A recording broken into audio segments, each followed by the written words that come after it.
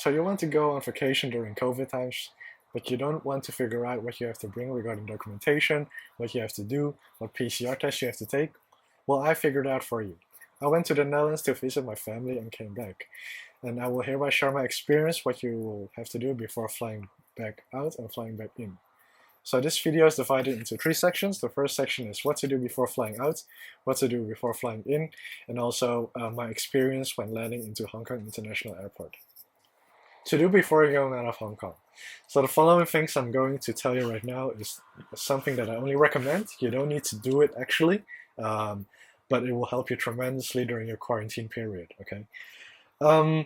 Neither are those mandatory, by the way. And you can also do almost all of it later on your destination, except for the vaccination part. So I'll first talk about the vaccination. Vaccination in Hong Kong can be done through the Hong Kong government. It's free. Link in the description of where you can sign up. If you're elderly, then you can actually already do walk-in as of today, I believe. And then you'll receive a vaccination paper that looks like this, which states basically your name, it states the QR code of the vaccination, which vaccination you've taken and when. If you're vaccinated, you can also opt in to actually do an antibody test. So the antibody test is actually a test where they draw some blood, and the laboratory of the clinic actually checks whether your blood has enough amount of cells to actually fight the virus. So me myself did it at Chen and Hao Medical Laboratories, which is in Central. And they basically just take some blood and that's the thing. Note that the clinic must be validated by the Hong Kong government to be actually a valid antibody test clinic. So in the end, it will look something like this. You will get a paper like this, and you need to bring this if you want to have even more benefits on your quarantine. More links in the description, of course, on which clinics are approved, and also the press release of that this is actually a valid thing. Now it's time to book the hotel. So be in mind, quarantine hotels are very hard to book nowadays. And why? Because everyone wants to go to travel and they want to come back, but they have to quarantine. So what you basically have to do is actually be early. Again, this is not recommended. If you're okay with a crappy hotel, you can basically, during your travel, already book the quarantine hotel. And then the first thing that comes in mind is that how long do you have to book your hotel? Well, again, this is based on your vaccination and your antibodies. And it also depends on, of course, actually which country you're coming from, because there's a lot of categories in the Hong Kong government website, and I'll show you right now. So in front of me, I have the concise guide of vaccinated travelers. And then basically, if you look at it, it has two pages. The first page is basically persons arriving from Hong Kong who have stayed in Hong Kong in mainland, Macau or Taiwan. So these are the rules for those. And again, it has divided into compulsory quarantine and also self-monitoring. And based on vaccination, the days might be different, okay? So for me, I went to the Netherlands, which falls under Group B. And then I can have a look here, vaccination. I've completed the vaccination, so I have to do 14 days and 7 days self-monitoring. But I've also a positive antibody test. So basically, I only have to do 7 days plus 7 days of self-monitoring. Yes. And then in the end, if you have done your hotel booking, you'll have your hotel booking confirmation, which we'll need later on. The last thing what you could do is to find out where to do the PCR test. So the lab or the clinic of where you have to do the PCR test must be ISO 15189 certified, or it must have been approved by the government, basically. And you also need a travel cert. So the travel cert, it indicates what your name is, the date of birth, where you were born, and what your nationality is. And sometimes even where you're flying to. Also, it is important to know that you need proof of that the clinic of where you did it has the certification. So basically what you could do is go on their website, find out the lab, find the lab or find the clinic, and then print out the whole document. And then you can basically schedule it. So when that is set, you're ready to go. I will now also share on how the documentation looks like. So I have this. This is the Dutch version of the RIVM, which basically shows the clinics with a list, and I have basically highlighted the list, the clinic where I've been on the pink. And this is basically the same version, but in English. And I have also highlighted here the pink stuff. And then I got my PCR test over here. And then also the clinic of where I did it. So in my scenario, it's Health Check Center. So I'll link all that stuff in the description below. That I did it at this spot, and this corresponds to what I've shown them actually on this document, the government website. So now for your convenience, I'll just sum up what we have to print out before we are going on our flight. So everything becomes a little bit more smooth, of course. First thing is the vaccination. Then, of course, the antibody checks. And then the hotel reservation. And then we have the web page of that the government is authorizing the clinic to do the PCR tests. The PCR test website that indicates basically that this clinic is ISO 15189 certified. And then, of course, after you're going to your designated country, the PCR test yourself. You don't have it, of course, right now because you don't have tested yet.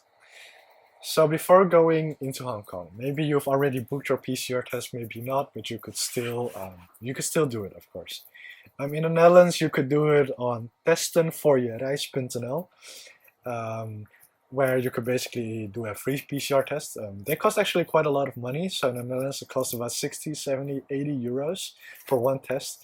So through testenvoorjereis.nl, it's actually free. And that's it. So that's the only thing you have to do before going into Hong Kong again. But don't forget to print out this as well. So this is very important.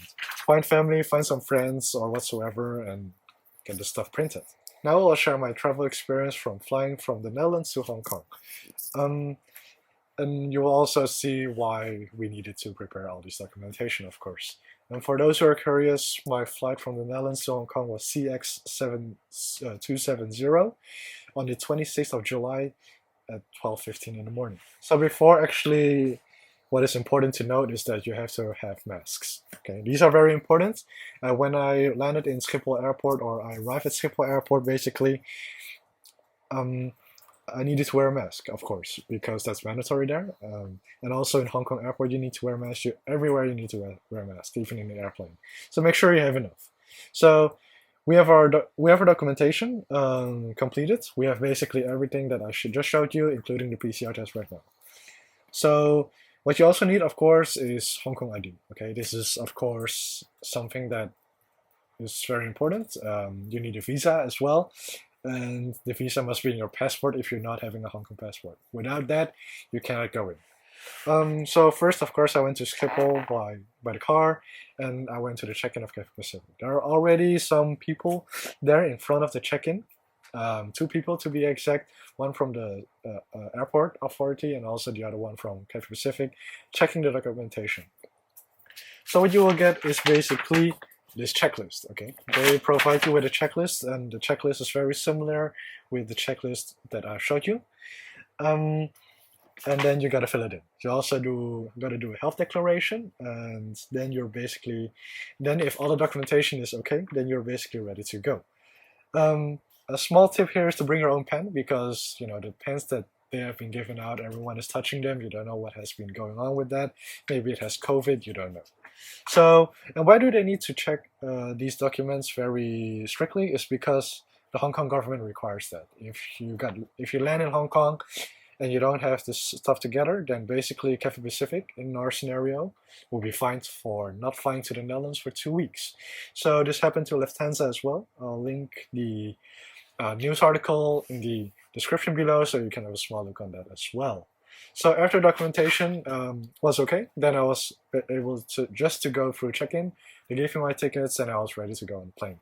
Of course, you have to went through security and all that other stuff. So when it comes to that, everything was fine.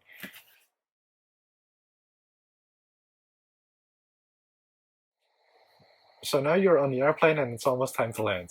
So what you got to do before you actually land, or what I did not do basically, was basically already be prepared. What I mean by be prepared is go to the toilet, pack your bags, be ready to go, and don't chill and do nothing and continue watch the movie like me.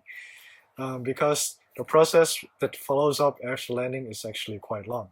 As soon as I landed, in my scenario, I landed at a gate and I was taken with the bus to midfields. Okay, there was no other route, so there were many barricades, airport staff that is guiding me through those routes.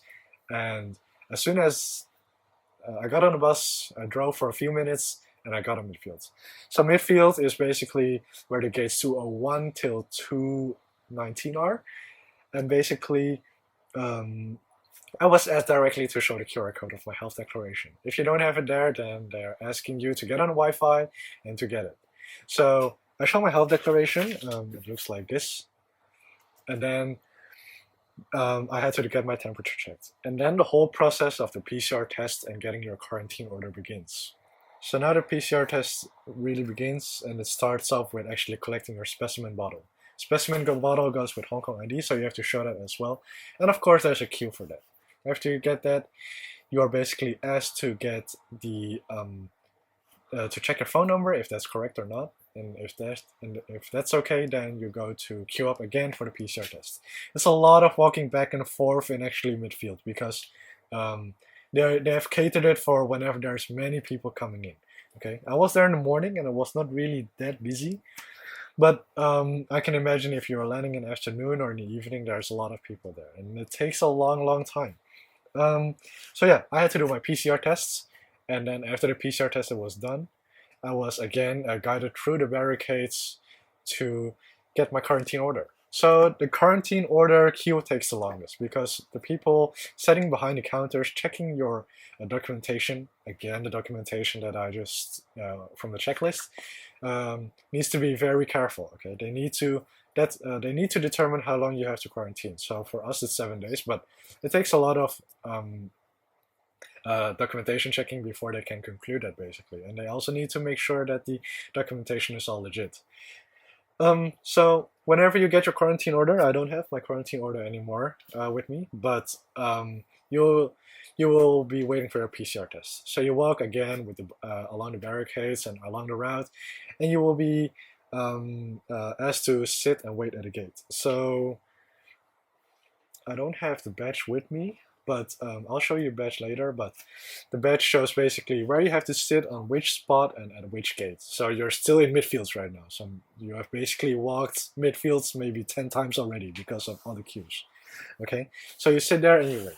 So it's quite nice because you get some food, you get some sandwiches, I believe, you get some cookies, and you get water. Okay, they are not so fancy at all, so don't expect too much.